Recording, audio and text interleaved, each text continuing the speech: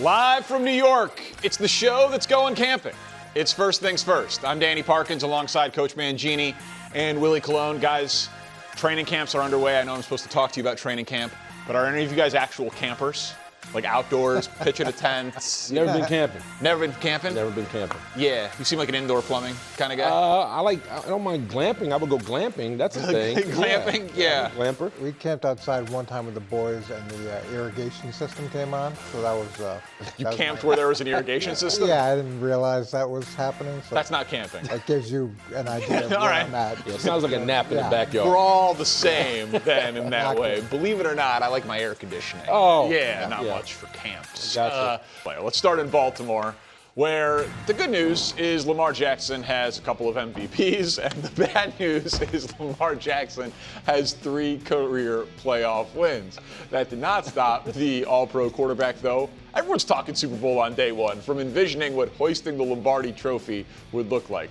All right, well, so that is more Super Bowl talk in July. As Coach Mangini's chair collapsed, making him the shortest person on set. It was truly an incredible off-camera moment. That camping story. Yes, camping story. It had you collapsing, Coach. Well, we'll get to Coach in a second if you hear some This is construction amazing. in the background. So, Willie, I'll start with you. Yes, sir. Do you consider Lamar Jackson's Super Bowl window wide open, cracked open? What are we looking at here? Well, I think it's interesting. Anytime you get a new head coach and a new offensive coordinator, I think that extends the window. The issue right now with the Baltimore Ravens is that the core of this team is built around older guys, right? You talk about Mark Andrews and Derrick Henry, and now you have Henderson, and now you got Calais Campbell. These are old dogs who can still fight. So it's a window that's kind of like you see it closing, but it's still open because you do have Lamar Jackson. And on top of that, you got to credit Eric DeCosta, man. It's been a quiet offseason, but it's been a busy one for him because he realized with everything that was deficient with this team last year, he went to free agency and started filling some potholes by adding more depth in the offensive line, adding some pieces on the receiving corps, which allows Zay Flowers to go in the slot. Defensively, hopefully Matt Beakway's back. I mean, he's supposed to be cleared, and hopefully that he can move forward. But nevertheless, man, the window isn't wide open, but it's open. Yeah, I agree with you in the sense that you got the 2-time MVP. He really could have been a 3-time MVP. Sure. Easily. So that makes the window always open as long as he can play to that level. But I don't know how the new head coach is going to work. I don't know how the new offensive coordinator is going to work, and whether or not that's going to actually extend his window or shorten his window. And when you hear the offensive coordinator talk about and the players talk about the new system that's going in, yeah, it's great to have new ideas, but when you've got a guy who was potentially a 3-time MVP doing things really well at a high level, how much of that stuff do you want to change? If anything, you want to lean into what he does really well. What concerns me about Lamar is last year he was sacked at the highest rate he's been sacked his whole career. And then his yards per carry, himself was the second lowest. His yards per game rushing was the lowest of his career. Those two things are a concern as well. And the amount of hits that he takes between sacks and carrying the ball, that adds up. So the window for at what point he's going to fall off the cliff athletically, you just don't know. So I'm kind of in line with you. It's open. They could win the Super Bowl this year, and it would not shock me. And he still is on the right side of 30, and he's a multiple-time MVP. He's one of the most dangerous players in the league. He is excellent. But I do wonder, and I don't know of a great answer to this. I got a theory, but I don't have a great answer for it. He's gotten so much better as a passer. Like his second MVP season, he led in passer rating. He led in QBR. He led in yards per attempt. Like a lot of the things that we measure great passers by. But I do wonder how much of his effectiveness as a passer is because, and Coach, you've game planned defensively against great players, is because people are terrified of him running the ball. And that's still the first thing that you need to take away. And so like when the threat of him running goes away, does his effectiveness as a passer go with it? Because I had Troy put this together. This is just a visual representation of Lamar's rushing first downs by year. Last year, the fewest of his career by far, and he still played in 13 games. Now, he was playing through injury, of course, but Lamar, to me, is the greatest running quarterback in the history of the NFL. Maybe Mike Vick was more explosive, Josh Allen has more touchdowns, but Lamar has the most rushing yards of any quarterback ever. He has the most rushing first downs of any quarterback since he's entered the league. But if that trend goes down, where he is not moving the ball with his legs, I do wonder if he goes from being an elite top 5, one of the toughest players in the sport to game plan against, to just a league average player. And I don't know how much longer that athleticism is going to be there for him running the ball. Yeah, that's absolutely the concern. And when you play a guy like Lamar or any quarterback who's so dynamic running the ball, you've got to play him dramatically differently than you play guys that are pure pocket passers. You've got to have someone who can spy him. You've got to typically you've got 8 guys in the box. You've got to bring someone down to account for him because he's a number that you can't account for. The quarterback as a runner is a number that you typically can't account for with just your normal set of defensive players. So when he's just got to, if he gets to the point where he's just got to stand in the pocket, has he developed enough as a passer to do that on a consistent basis? I don't think it's where it needs to be. Yeah, I received that chart differently. I think we watched the evolution of a guy who was told he couldn't throw the football coming out of college. So I think he honed in on that. I think I don't think his escapability, his ability to improv is ever going to go away. I think that's innately who he is. But I think when you show that chart, I think it's somebody that the game's, 1, slowed down for him. 2, schematically, things started to make sense for him, and he's matured. And on top of that, I think he's not relying on his legs. On top of that, you talk about him understanding that he's important to this team. He can't be reckless and go out there and take some of the hits that he has been taking. So I think it's him slowing himself down and becoming more of a complete quarterback than somebody who's a gadget quarterback or a running back that could play quarterback. Well, listen, he's clearly not that, but to Coach's point, he got sacked a lot last year. But that was because of the offensive line was really bad. It wasn't because of his – come on, Coach, you watched that tape. That left guard for Lele, the Giants just picked up was not good for business. That offensive line as a whole wasn't good for business. Lamar Jackson's played behind some bad offensive lines. Yeah, but not as bad as they were last year. But he's been so dynamic in the past that it didn't matter because he could always find an answer. And when you look at the volume that he's been hit, so he's been sacked 228 times and he's run the ball 1,081. So that's 1,300 times where he's potentially been hit. Tom Brady, over his 23-year career, sacked 693 times and ran the ball 565. And when I say ran the ball, it's probably a quarterback sneak. Right, yeah. So that's 1,258. So he's 50 times less than Lamar has already in an 8-year career, in a 23-year career. And those body blows add up over time, and you become less effective as a runner and scrambler. It just feels to me like if I was going to buy stock in a guy's 30s and I was just comparing him to his peers, I would be more comfortable with, even though Joe Burrow has missed more games, like I would bet on Joe Burrow's skill set aging into his 30s, Josh Allen's skill set aging into his 30s, more than I would Lamar Jackson's, which makes me think that the Ravens' title window is shorter than those other guys. I don't know. I just feel like we always the strike zone for Lamar Jackson. I think he's a damn good quarterback who right now has to show that offense that around him is deficient. The offensive line has to be better. And that's why I credit, when you lose Linderbaum, they went out and got 3 centers. Hopefully one of them could pop up. You went out and got some more receiver help. They did that. Mark Andrews is getting older and has to be better and more dependable and got to have a situation. So as much as we want to dissect Lamar Jackson, I do think he's on par from where he needs to be. Last year, across the board, his numbers were down compared to other years. But overall, I still consider him an elite quarterback with a Super Bowl window that's wide open for him to attack if other pieces around him show up.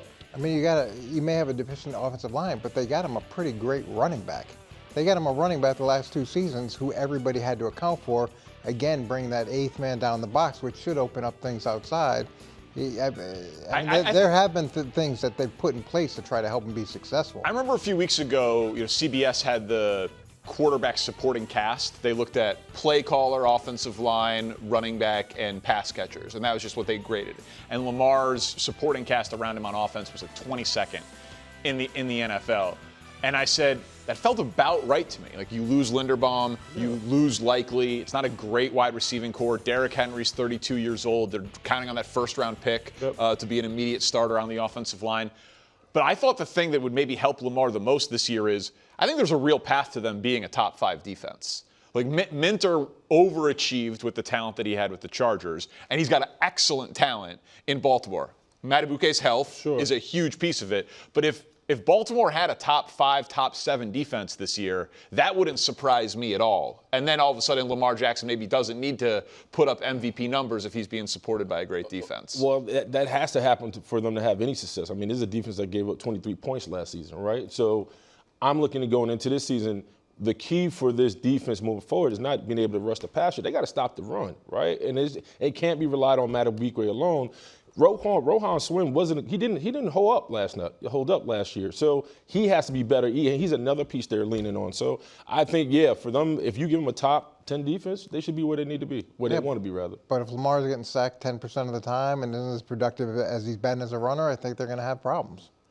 All right. Well, Super Bowl talk in July, Willie. I'm feeling it. Let's talk more Super Bowl. The Rams, they're the clear-cut favorites to win the franchise's 3rd title this season, but that division is absolutely loaded, including a team that won the Super Bowl last year in the Seattle Seahawks. Well, the newest Ram, Myles Garrett, he's excited for the opportunity, saying, quote, "I want the champs. They won it all, and I've got to see what that's about.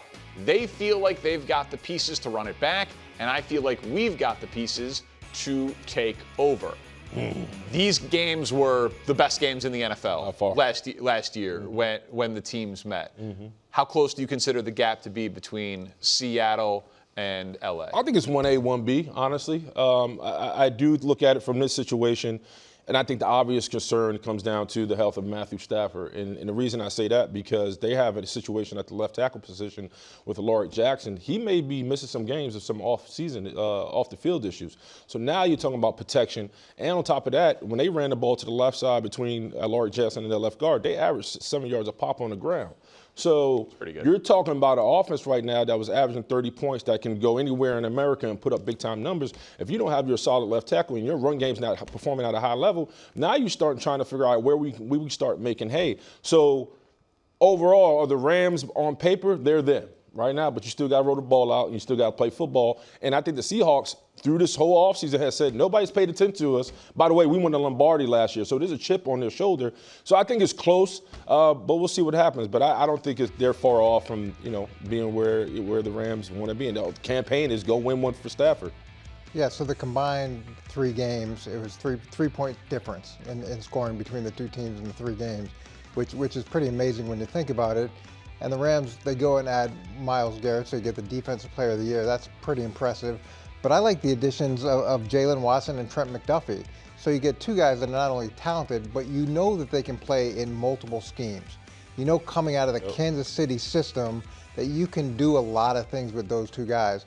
So now you've got an elite pass rusher that you can move around. You've got 2 guys that you're adding to the secondary that you're comfortable knowing that they're going to not only fit into the defense, but probably improve the defense, not just from a physical standpoint, but also from a scheme perspective in terms of how you can move them around. I'd say the most shocking thing was the Ty Simpson pick. Being this close and having a first-round draft pick to where you could have maybe added another piece to, whether you feel like there's a gap or not, but add another piece that's going to play right now. That's the one that surprised me. So, just to visualize what you just said, they played 3 times last year. The gap was 3 points. But even if you go a little deeper than that, within 80 yards of each other, basically, between all 3 games decided by 4 or fewer points, the NFC Championship game is a classic. And I am in agreement with the odds makers. Like, the Rams deserve to be the favorites. They played Seattle really close. Seattle's defense shut down everybody last year except the Rams, who were able to score, 28 a game against them. And Seattle loses Kubiak. They lose Kenneth Walker. They lose Kobe Bryant, the safety. And the Rams, to your point, add a couple of pieces in their secondary and add, by the way, the best defensive player of a generation in Myles Garrett. Like, the Rams deserve to be favorites. But that's not a lot for a Super Bowl champ to lose. But you said something, DP. Seattle has proven they can win ugly, grimy, gritty, dirty. However you want to do it, that Seattle defense can hold up. We haven't seen that out of this Rams defense. So as Myles Garrett and Trick McDuffie and Jalen Watson and all these key pieces, obviously you have Kobe Turner and Brian Young, yada, yada, yada, they haven't proven yet they can win gritty if the offense isn't producing, because we have seen times out of the Seahawks where they're not at their best and that defense has shouldered the load and get them out of the building. So if you're Myles Garrett, you can say what you want. The Rams feel like they're battle tested. Right, they feel like we can have a back alley fight, or we can take it in front of Broadway. The Seahawks. Excuse me, can win in any fashion. The Rams haven't proved that yet, so that's what Myles Garrett has to pay attention to too. And listen, Stafford has won one. I think these are two great teams. It's interesting to me. I wonder how many people, if anyone, in the national media will pick Seattle to win the Super Bowl.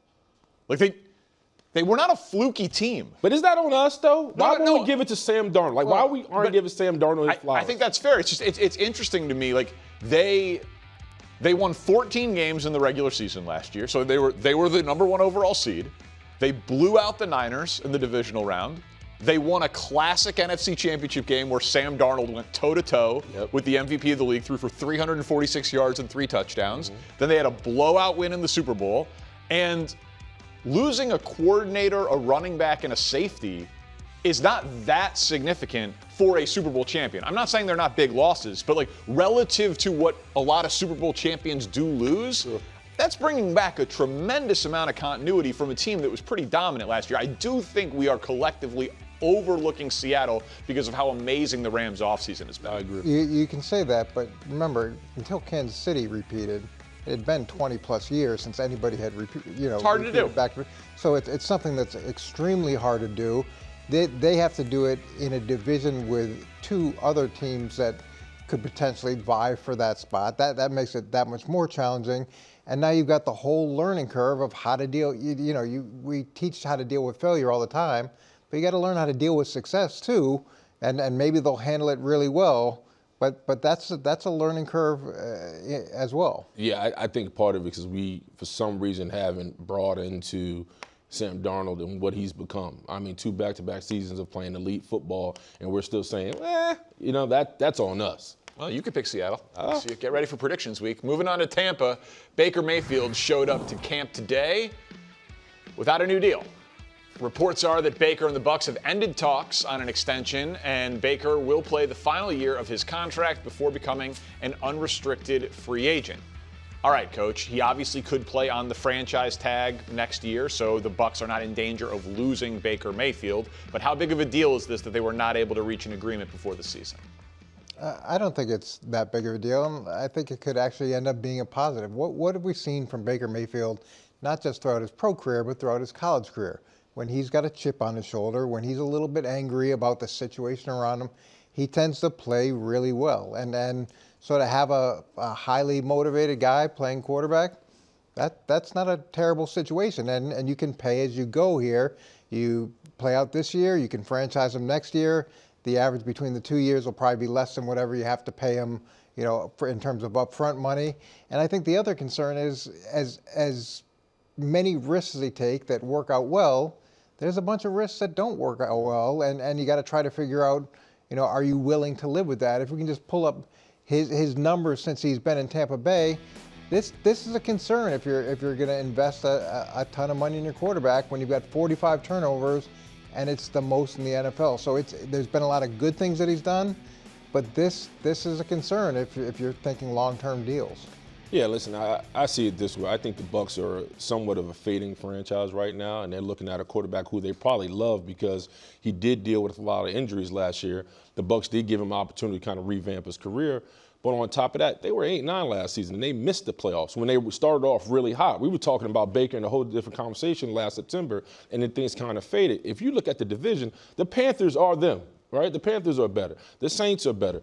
Every team in that division is better, but not because of what the quarterback is able to do, because as a team, they've gotten better roster-wise. If you look at the Bucs roster right now, they're not good. They have a struggling offensive line. Vita Vea wants out of there. The defense pretty much packed it up towards the back end of that season and said, we're out of here. And so now you see all these barn fires going around the roster. It's not about Baker and giving him his money. The fact right now, from a talent standpoint, a roster standpoint, they can't compete with what they got to go against in their division. So it's a concern. Are you willing to give Baker $55 million when you don't have a D-line and a secondary that can compete in a division that's getting better, it's an issue. So but that is going to happen. That is how this ends. Like, if Jordan Love got it, if Jalen Hurts got it, if Brock Purdy got it, if Trevor Lawrence got it, like Baker Mayfield is well within his right to say, I'm as good as those guys. I have won at that level. I have produced statistically at that level. I've taken us to the playoffs. I helped the franchise in a post-Tom Brady world. Like Baker Mayfield, relative to his offensive production over the last 3 years, is underpaid. Now, no one's passing around the hat for him when he's going to make $33 million this year, and he can make 16th in the league. He can make $50 million next year on the tag. Like Baker's doing fine. He makes a ton of off-field endorsements, all of that. But Baker is underpaid. And he will get paid by Tampa. It's just a matter of time. And normally, we criticize teams for waiting to pay guys if it is inevitable. Like, I don't see Baker Mayfield leaving. Yeah, but if you got to put on your manager's hat for a second and you look down the road with a draft that's going to be littered with quarterbacks, and you look at a team that has a lot of holes to fill, you want to put all your assets into one guy just because what he's been able to do, or you want to say, hey, man, I got a chance to go in the draft, get a young guy, and continue to build up this roster because Baker's getting older. And I'm not trying to discredit what he's been able to do. Early 30s, right? I mean, right. 31. But at some point, this man was banged up for a reason. We talking about O-line play. That O-line couldn't protect him. So now you're talking about a quarterback possibly repeating the same thing he did last year, even though you love what he brings to the table. Nobody's questioning his leadership and his production. I'm just talking about for the Bucs right now, a division's gotten better, and this team is fading. And who on that list that you said he got paid, where the organization is super happy about doing that deal? I mean, I'm pretty sure that Jacksonville's happy with paying Trevor Lawrence. I'm pretty sure that the Packers are happy with paying Jordan Love. It's a have and a have-not league. Like, everybody can't have Josh Allen. Everybody can't have the quarterback that no one has any questions about. You need a team to win a championship. And when you're paying premium prices, there's premium expectations. So if you're just going to say, okay, we're comfortable being 8-9 or 9-8, or if we're comfortable living in that world, then yeah, you go ahead and pay it. But you're essentially looking to try to take the next step, and it is a have and have not world. And I've been in the have not world. Yeah, how'd that go for you? Yeah, it wasn't great. but the flip side of that is, if you're looking at it organizationally, is how can we compete for a championship every year? You're aspiring to get that guy that can do that. I hear you. I think that is like, logically, that makes sense.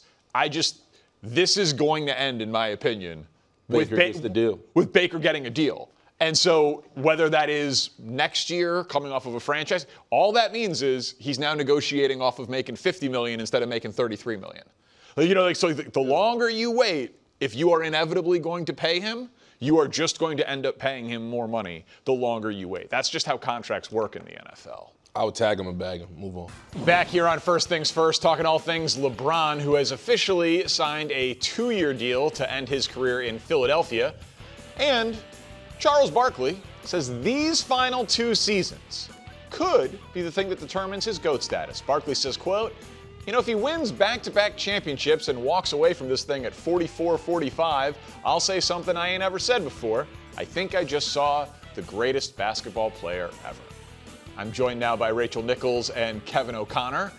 All right, Rachel, I guess LeBron's GOAT candidacy and legacy is still up in the air at age 42. Do you see it that way? Yeah, he's only got to win 2 more titles back-to-back in a league that has had no repeat champions for 8 years because of all the rules changes. And he's got to do it at 44 or 45, and then he can be the GOAT. Seems fair. Come on, man. This coincides with Charles Barkley also revealing recently that he and Michael Jordan have reconciled. I am sure the extra high bar for LeBron has absolutely nothing to do with that. But look, I have said for a long time, I think Kevin has probably said something similar, that you can't really compare these players between eras.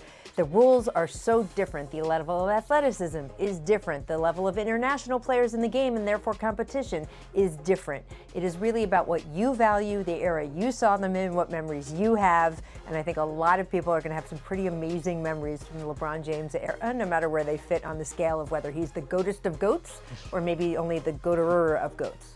Well, I like that. It's such a sensible way of putting it, Rachel, and you're spot on about it. That's exactly the way I feel. But ultimately, the debate is gonna rage on between Jordan stans and LeBron stans. And I think for this, so it reminds me, as a Patriots guy myself, growing up a blessed Patriots fan, seeing 6 Super Bowls from Tom Brady, there were still people doubting Brady as the GOAT before he went to Tampa Bay and got his 7th. And then that 7th made even the people say, oh, it's Montana, oh, it's Manning. They say, okay, it's Tom Brady. And so I think if LeBron James does become the first player in the history of basketball to win a championship with 4 franchises, that would be something that does move more people towards LeBron is the GOAT argument rather than Michael Jordan. But I think, as you said, Rachel, you're right that it's different eras. It's hard to compare, but I do think LeBron winning another one is part of the reason why he went to Philadelphia to try to bolster that argument for himself.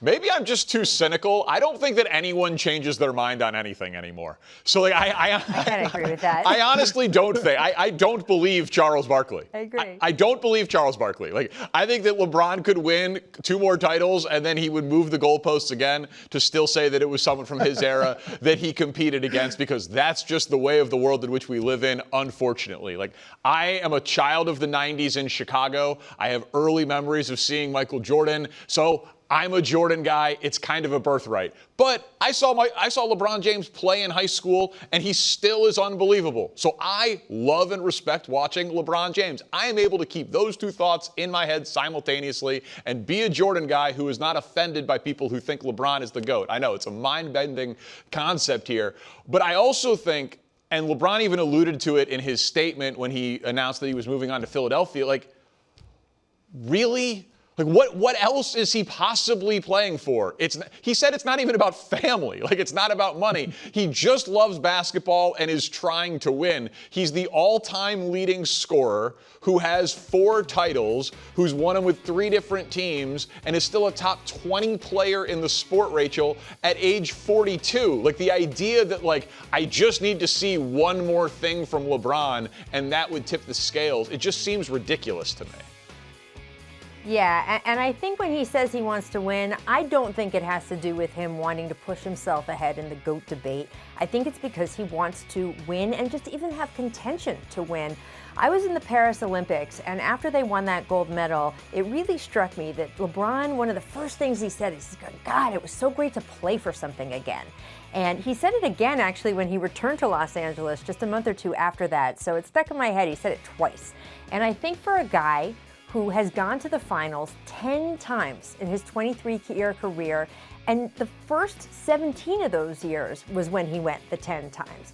So really, for more than half of his career, the NBA Finals were the LeBron James Invitational. He was always in it or close to in it. And it's been 5 or 6 years since he was even sniffing anything of that, since the bubble in 2020. So I think the idea of getting to play for something, they might not be the favorite. I think Vegas still has the Spurs, and then maybe even the Thunder next as the favorites. But the idea that he is in the mix now with this Sixers team, that is something he has been wanting, and that hunger and fire was renewed really for the last couple of years since the Olympics. And I think he's getting that now. And I think that is just as big a part of this as, does he actually win it? Where does it put him in the, all-time rankings, all of that kind of stuff? I do think this is a cherry on the top stage of LeBron's career. But like, the fact is that if he does win it, and never mind the back-to-back scenario that Charles Barkley is teasing with that high bar, it might not be his intentions to go to Philadelphia. To your point, Rachel, he might just want to compete and be in it and have an opportunity. But the byproduct of that, if he does win it, is bolstering that argument even further that he is indeed the GOAT. But ultimately, I think, to your point, Danny, earlier, you mentioned like you're a Jordan guy. You grew up in that era. I think Jordan, definitely there's the argument that he had the greatest peak of any career, but LeBron has the longevity, and he has a great peak as well. So I think for LeBron, if he's able to have these different stages of his career where he won, even early in his career, going to the championship in 2007 with the Spurs when they weren't ready, like losing, they get swept, but that Cavaliers team stunk, and then do it when he's old in his 40s. That argument for greatest career, I think will be undeniable. I mean, he's got basically every youngest to ever do blank and oldest to ever do blank accolade that you could possibly have at this point. But let's move on to a team that LeBron snubbed. The Warriors are in a fascinating spot. So they miss out on landing LeBron. Reports are now saying that Golden State owner Joe Lacob is focused on building a team for the post-Steph era. Now, this comes on the same day that the Warriors agreed to a one-year, $27.7 million deal with Draymond Green, which was actually the same contract that he opted out of in order to give the Warriors some flexibility to try to land LeBron. Now, Curry has played all 17 of his seasons, obviously, in the Bay. He's got 4 titles. But KOC, if they're planning for a post-Steph world, should Steph try to finish his career outside of Golden State? Look, if they're going to play this middle ground here, like with the 2 timelines thing going back 5 years, even before the 2022 title that they were fortunate to get, it's ridiculous. It truly is ridiculous when Stephen Curry is still one of the 5 to 10 best players in basketball. Draymond Green proved last year that when he flips the switch in games against Wemby, opening night against Jokic, in the play-in against Kawhi Leonard, he can still be an all-world defender. And the fact that this franchise isn't putting the right pieces around those guys and hasn't for multiple years in a row now. They tried for Lauri Markkanen, they were too cheap. They made a call about Jaylen Brown, they were too cheap. They weren't able to go get Giannis despite planning him for three years. What are we waiting for here if you're the Warriors? Clearly just the post-Steph era. And so I think for Stephen Curry, unless he just wants to be a lifer, which I would respect, truly, I would respect it. If he wants to be a lifer, cool. But the fact is, if there's any hope of competing for a championship, I think the guys who built the Warriors, guys like Jerry West, Bob Myers, Travis Schlenk, these front office executives are gone. And Joe Lacob took over. This isn't the same Warriors, and they have not operated the same way. And very clearly, if you're Stephen Curry, if you have any intentions to want to win another championship, you're 5th. I don't know if it can happen in Golden State with all their actions they've taken in recent years. I just hate hearing this. I hate hearing it from owners. We heard it at the end of LeBron's tenure in Cleveland the second time around. Dan Gilbert wouldn't trade some valuable picks because he said, we don't want to be left high and dry again when LeBron ultimately leaves. And so LeBron is stuck looking at J.R. Smith like this during his last championship run in Cleveland because he wouldn't get the help that he needed because they were so worried about the post-LeBron era. And then LeBron does leave. And guess what? They still had a huge dip after LeBron left the second time. Steph Curry comes around once in a lifetime. Your franchise gets a guy like this once in a lifetime. You mortgage every piece of future you have while he is still, as Kevin says, as effective as he is, as Draymond can do what he can still do on important nights, and you go for it. Because guess what? After Steph is done, you're going to have a dip anyway, because Steph Curry is not going to be there. And so I think a fan base would rather see you go for it with Steph, and then if in the next 3 years the cupboard is bare and you just have a bunch of scrappy young draft picks trying to do the best they can each night, how is that any worse than what you have now, where you are watching Steph Curry, one of the greatest of all time, a top 10 player in my opinion, have to suffer through play-in after play-in and just sort of eking by? I don't think that's good for fans either. I don't think it's what anybody wants except maybe ownership. And I don't understand it when we see it time and time again, owners who get in their feelings about star players either leaving or just aging and can't say, hey, this is worth it. This is what I need to make it count for. So I agree with both of you completely. You could say they've had some bad luck with the injuries and what it would look like if Jimmy Butler was still at the peak of his powers and all of that. But clearly this is not a team that's ready to win a title.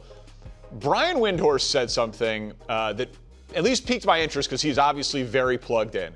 And I want to be clear, I do not think that the onus should be on Steph Curry to do this. I have a long track record of takes that are pro-player instead of pro-management. Mm-hmm. But LeBron just did something that we had never seen before. A top 20 guy, one of the greatest of all times. He's playing for $2 million.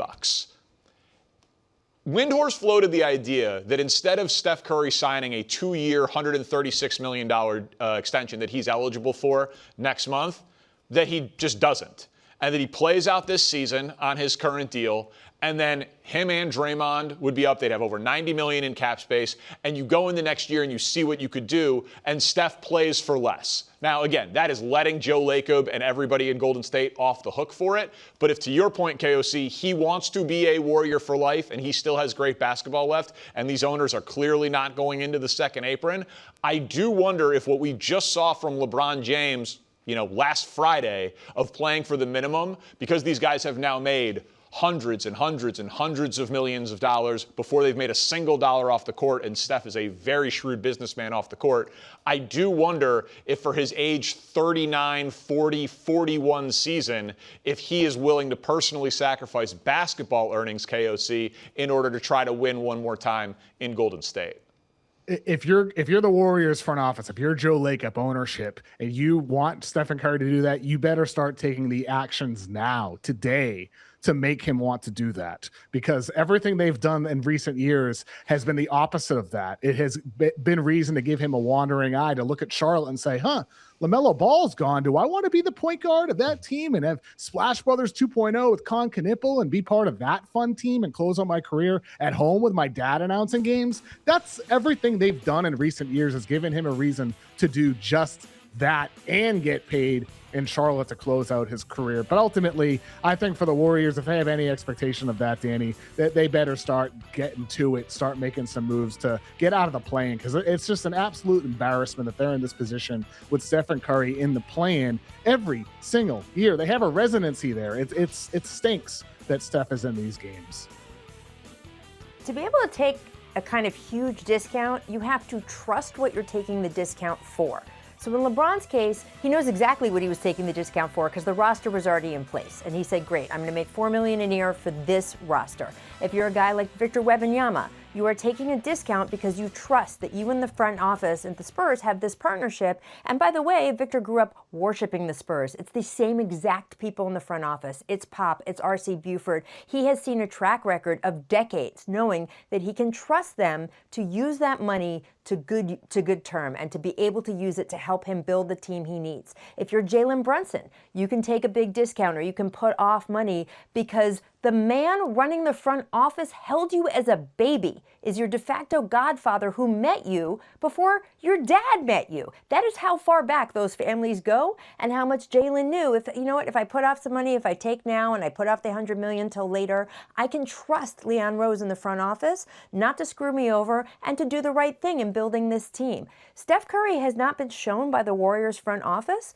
that he can trust them to use that money to build a good team around him. Not this version, not the post-Bob Myers version. So I don't know if it's making moves now, like Kevin says, that would be helpful for sure, or whether it is Joe Lacob replacing this front office that frankly just hasn't gotten it done. And doesn't mean they're bad people, and it doesn't mean that they don't know anything about basketball, but it means that they haven't performed. And at some point, you've got to make a change if you are interested in doing things like keeping Steph Curry or asking him to sacrifice anything. You're not going to just do it to do it and then let the front office fritter it away on players that haven't been scouted properly or guys who can't perform, or getting even a guy like Jimmy Butler in who was a big boon to their team but was older and injury prone by the time that they got him. You are looking for a younger guy to bring to this mix who can help them get back to the level that they should be at if you've got Steph on your team.